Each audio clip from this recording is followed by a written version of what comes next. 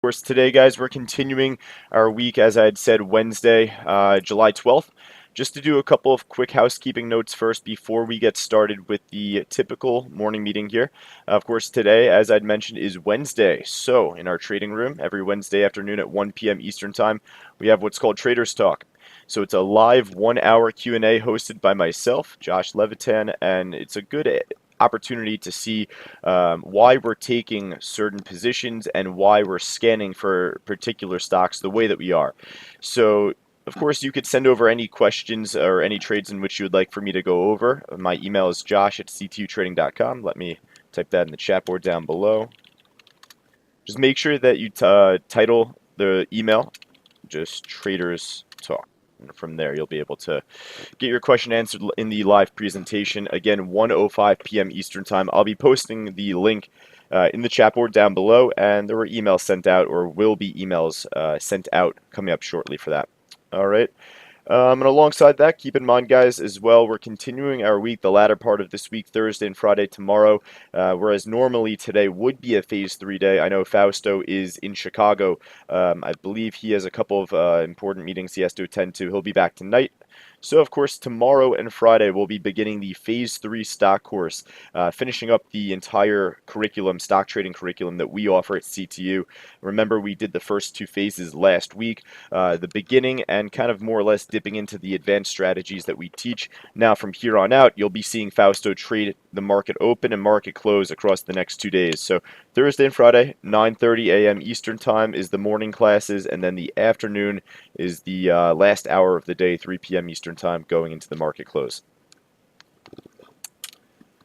All right, if any students or any trial members have any questions regarding Traders Talk or regarding the curriculum, once again, you could send over an email to myself or a private message or education advisor. They'll be more than happy to answer any questions for you. All right, I saw Chris make 13 cents, I believe, on JNUG earlier on 1,000 shares, so big ups to him. It looks like a nice pre-market move. Before we go into the market open and before we begin scanning for the stocks that we want to look at going into this morning, let's do a quick recap, as always, just to see what did move from yesterday. Because overall, yesterday, it's the beginning of our hump days of the week, Tuesday, Wednesday, Thursday. And from here on out, we kind of look for better opportunities and to see more volume throughout the market opens, to see better trends develop. So that's exactly what we ended up catching, and a couple of good trades that we ended up catching ourselves. We'll start going down the list. And the big move that we ended up catching, or one of the couple that we ended up catching, was HK. You can see the big pre-market gap up here, continued to sell off going into the market open as expected. Ended up making a nice bounce and holding the $6 support level going into the early morning here, the first 30 minutes. From there, built a very steady trend, as I'd mentioned, as it approached 650 and the pre-market high of right underneath 670. So going into the afternoon, it was a decent move. We ended up seeing higher lows and higher highs to finish up the day strong. Pulled back a little bit, down about 4.5% this morning. Still has some pretty good volume. Looks like you do have some good selling coming in the pre-market here as well. Some big prints on the tape. So perhaps the HK may have seen its last days here, pushing up off of 7 and pushing back down here in the pre-market. You know, we'll put this on the side list to start the day off. You know, it's not one of the top percent gainers or losers, so I'd like to see if there's anything better out there. And like I'd said, I'm not too keen on the sell-off here in the pre-market, but we'll keep it on the side for right now. All right, a stock that got crushed in the after hours yesterday is the OCUL, but we ended up catching a nice bounce here off support levels earlier in the afternoon. We ended up seeing this round off right around $7.15. You could see it bounced off of there, going right into the market open, or from the post-market, I should say, yesterday. And from there, made a very steady trend, just like the HK did going into the afternoon. Higher highs off of 715, ended up almost hitting over 8.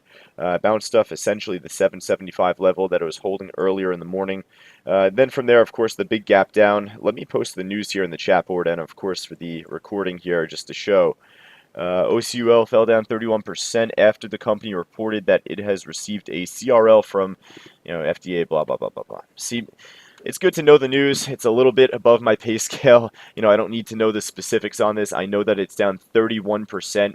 And of course, based on what we saw here, it was a nice bounce off of $5 early in the post market and then just earlier beforehand too. I saw Ken T pick up, I think it was about, I wouldn't want to shortchange him, 10 cents on the OCUL. So that's a good start for Ken. Ken hopefully loaded up 1,000 shares, 1,500 like he normally does. I'll post the chat for the OCUL here. So nice start for a couple of us in pre-market. OCUL, of course, that was yesterday's move. Now, of course, down today. Look to see the dead cat bounce, as we like to say, to see it push back up, maybe get up to 6 or so. Would like to see. I wouldn't expect it to go all the way back up to 750 after the news I just posted in the chat board, but I'd like to see some short covering, maybe for a small little pop. So we'll put the OCUL on the morning list for today.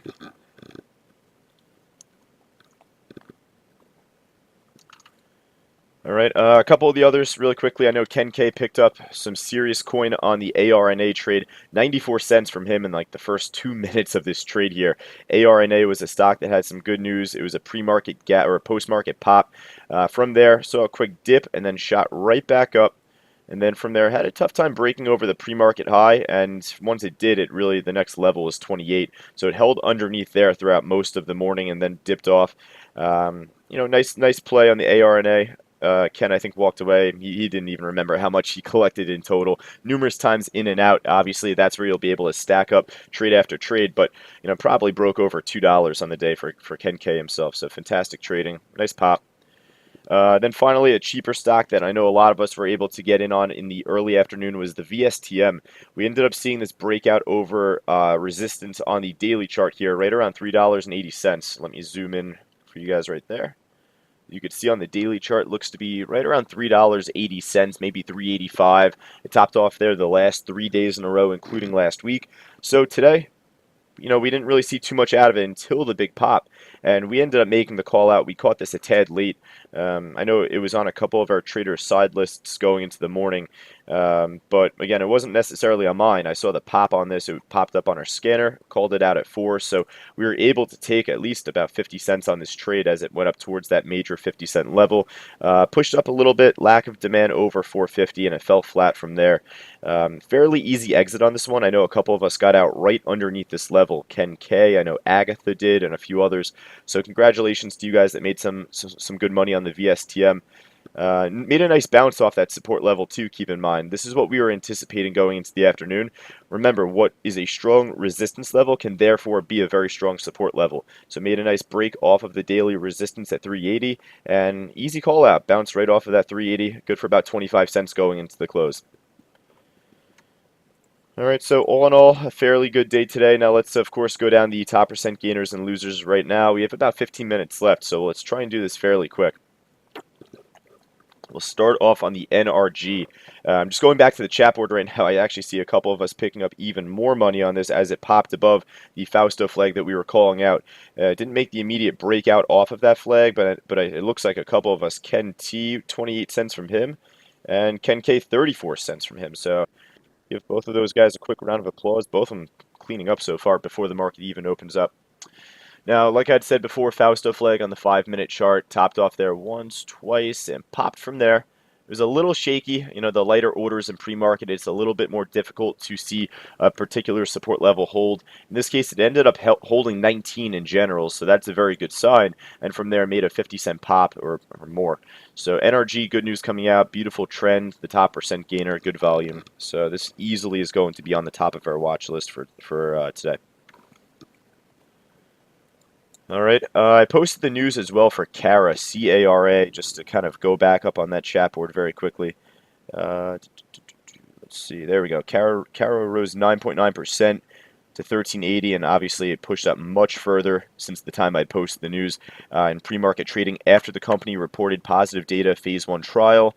So, of course, much similar to the OCUL, of course, good news in, biopharmaceutical or, whatnot. Obviously, it's going to lead to a huge run. So, beautiful trend on CARA, topped off at the 1450 level. Remember, this is a huge move, went from 1250 to 1450. You don't really see too many stocks do that or make such a big move with good volume.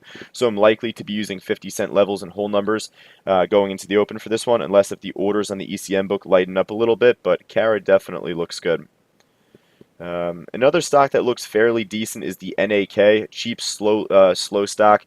Level 1 for our traders that we go over in the Phase 1 course. Level 1 meaning that it's pretty much built for any of our traders in the room just beginning with us. Slow moving. It's not likely to shake out 30, 40 cents on you, perhaps like CARA or NRG would. So this just made a bounce off of 153. You could see it kind of bounce off there earlier after the buying came in. We'll put it on the list. We'll look to see if this could break over the post-market high 173, then probably more particularly 175. One thing that I do note, of course, right now is at 168. Keep in mind, look at this order on the ask. 150,000 shares on the ask right there. So keep that in mind. That's going to be a fairly strong level as well. You can see it pretty much held that going into the pre-market this morning. So NAK we'll put on there.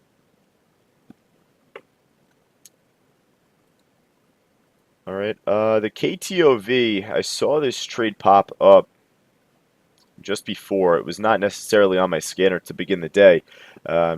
Big gap down, the volume looks all right. We were looking for the dead cat bounce in this one yesterday. We didn't get it. I guess I'll keep it on the side list. I'm not really too impressed with it. There was one from yesterday and the day before, I think it was iTech, that we're of course hopeful for a dead cat bounce to see a stock that gets crushed, pick back up off of short covering, a nice quick long. iTech, we were watching this going into the afternoon, I believe on the 10th, 2 days ago, did nothing. Then of course yesterday, same thing. So I think for that reason, similar pattern I see on the KTOV. So I'm going to pass on that for at least right now. ZN, a stock that we did trade from Monday, stock that went from 450 upwards towards 7, making a small pop right now. Made a nice rounded bottom essentially from yesterday. You could see a lot of short covering going into the close or buying as it was approaching that 4 level, pushed up towards 450 today. So I do like the setup. I'll put it on the list. ZN.